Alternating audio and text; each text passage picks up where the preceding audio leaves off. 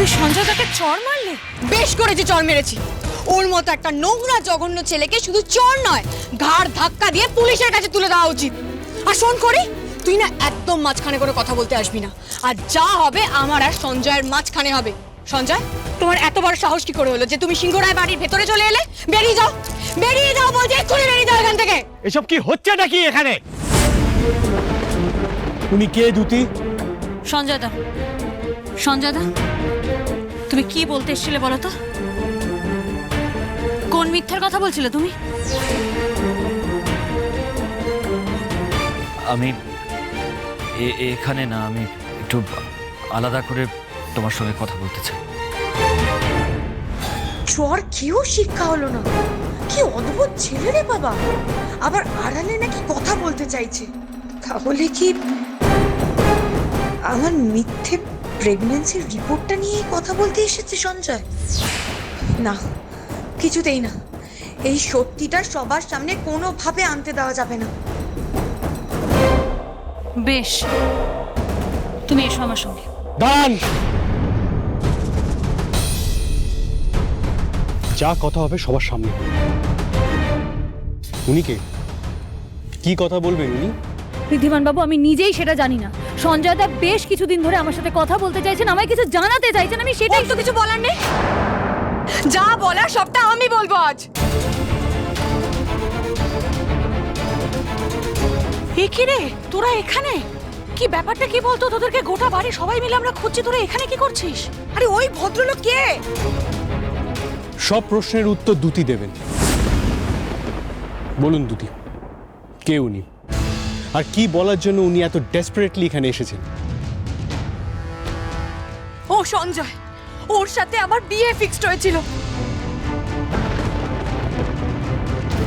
রাহুল, মনে আছে তোমার এনগেজমেন্টের দিন আমি কোণের সাথে এখানে এসেছিলাম? সেদিনকে আবার ওর সাথে বিয়ে হওয়ার কথা ছিল, কিন্তু আমি সেই বিয়ে করতে চাই না। আমি সেই বিয়ে ভেঙে দিয়েছি। আমি ওকে বলেছিলাম সবাইকে বলতে যে ও এই বিয়েটা ভেঙে দিয়েছে। এই কথাটা তুই আজ স্বীকার করছিস? হ্যাঁ করছি। তো মানে এতদিন অবধি তুই মিথ্যা কথা বলেছিলিস, এতদিন অবধি বলেছিস সঞ্জয়দা তোর সাথে বিয়েটা ভেঙে দিয়েছে। কেন বলেছিলিস সেই মিথ্যা কথাটা? কেন বলিসনি যে তুই বিয়েটা ভেঙেছিস? হ্যাঁ মানছি, আমি মিথ্যে বলেছিলাম, কারণ এটা ছাড়া আমার কাছে আর কোনো উপায় ছিল না। আমি মিথ্যে বলতে বাধ্য হয়েছি। রাহুল, ওর সাথে বিয়ে হওয়ার আগেই আমি জানতে পেরে যাই যে আমার গর্ভে তোমার সন্তান রয়েছে। আর সেটা জানা সত্ত্বেও আমি কি করে ওকে বিয়ে করতাম? আমার পক্ষে এই বিয়েটা করা ইম্পসিবল ছিল। এতে শুধু আমার ক্ষতি হতো না, আমাদের সন্তানের ক্ষতি হতো। এই সঞ্জয়ের লাইফটাও শেষ হয়ে যেত। তুমি আবারও কিন্তু চুপ, একদম চুপ। তোমার এই নোংরা মুখে আমার নামটা আমি শুনতে চাই না সঞ্জয়। আমি খুব ভালো করে জানি তুমি কেন এখানে এসেছো। আমি সবটা বুঝতে পারছি।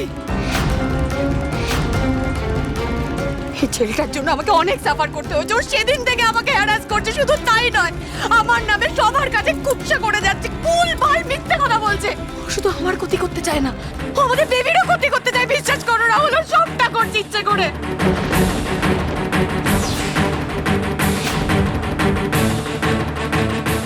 না না, এটা এটা সত্যি না দ্যুতি, তুমি এরকম করতে পারো না।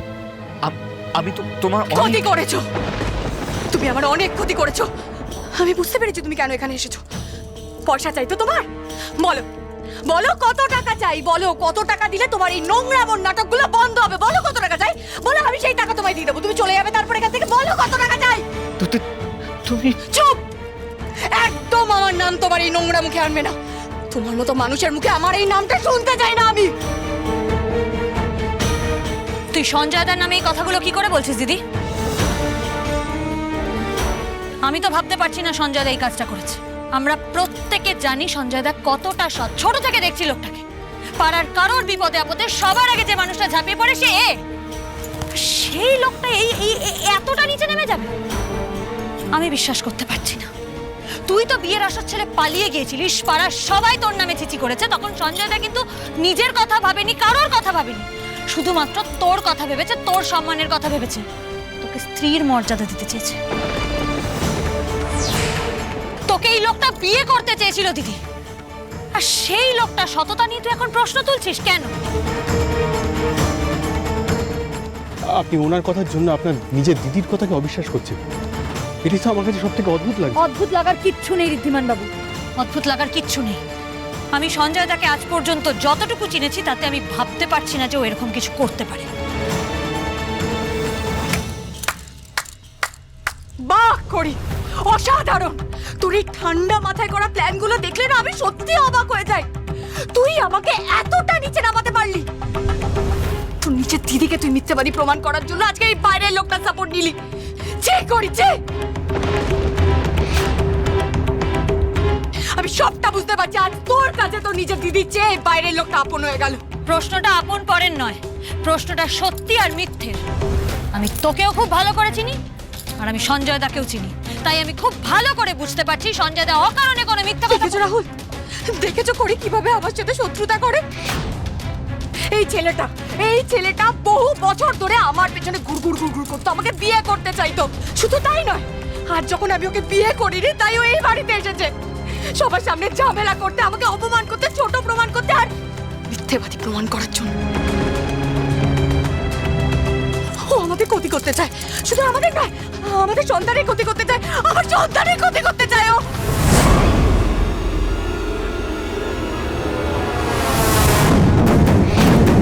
আরে কি হচ্ছে, বারণ কর। তো সাহস কি করে হলো এখানে আসার? রাহুল, তুই আমার স্ত্রী আর বাচ্চার ক্ষতি করতে চাইছিস? রাহুল, তোকে আমি আস্ত রাখবো, তাহলে তো ক্ষতি করবে। না না না না, সঞ্জয় দা এরকম করতে পারে না। ও আমাকে অন্য কিছু বলতে এসেছিল, দিদির রিপোর্টের ব্যাপারে কিছু একটা বলতে এসেছিল। আমার কেন জানি না মনে হচ্ছে ও যাতে কিছু বলতে না পারে, সেই জন্যই দিদি এই পুরো নাটকটা করছে। কারণ সেদিন তো এই বাড়িতে দিদি সঞ্জয় দাকে ডেকেছিল রিপোর্টটা দিতে। রাহুল কি হচ্ছে নাকি? রাহুল, ওনাকে ছাড়ুন, ওনার কোনো দোষ নেই। Rahul,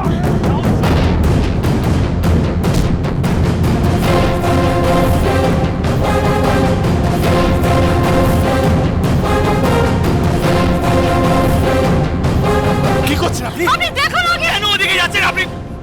Rahul, Rahul just step never আমি নেব, বাট কাম ডাউন ফার্স্ট। আমি ওকে ছাড়বো না। রাহুল কাম ডাউন।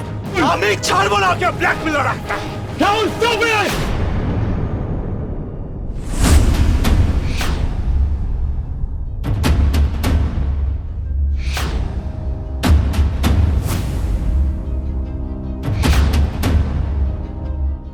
সিকিউরিটি,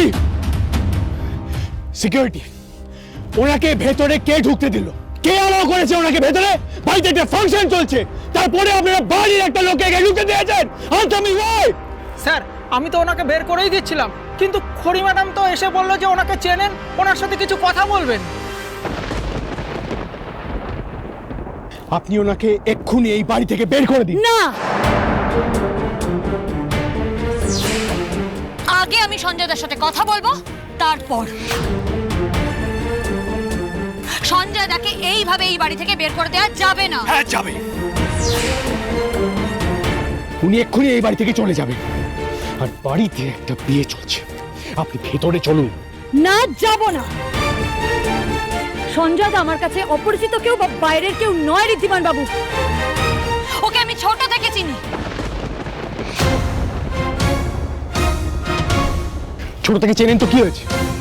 আটটা কথা একবার শুনতে শিখুন। আচ্ছা ঠিক আছে, এত চেঁচামেচি কেন করছিস তোরা দুজনে বলতো? উনি কি বলছেন সেটা একবার শুনি না আমরা, শুনলে হয়েছেটা কি? বাড়িতে অনুষ্ঠান, এই সমস্ত কথা জানাজানি হয়ে গেলে পাঁচজন পাঁচ কথা বলবে। আর আমি আরেকটা কথা বুঝতে পারছি না, দুতি আর রাহুলের কিন্তু এখন ঘরের ভেতরে থাকার কথা। তোরা বাইরে কি করছিস বলতো? তোরা যা ভেতরে যা, আমরা পুরো ব্যাপারটা দেখছি, যা। এখন যদি আমি চলে যাই আর সঞ্জয় যদি সত্যিটা সবাইকে বলে দেয়, তাহলে তো সব শেষ। আমার আর রক্ষে থাকবে না। ওকে এই বাড়ি থেকে না তাড়িয়ে আমি কিছুতেই ভেতরে যাব না। না ছোট পিসিমণি, আমি কোথাও যাব না। আমিও নিজের চোখে দেখতে চাই আমার বোন আমাকে নিয়ে আর কত খারাপ কথা বলতে পারে। তুই এখনো ওর কথা শুনতে চাস করি? কেন বলতো, কি শোনা বাকি আছে? আমি এখন খুব ভালো করে বুঝতে পারছি না, আমার ঘরের শত্রু আমার নিজের বোন।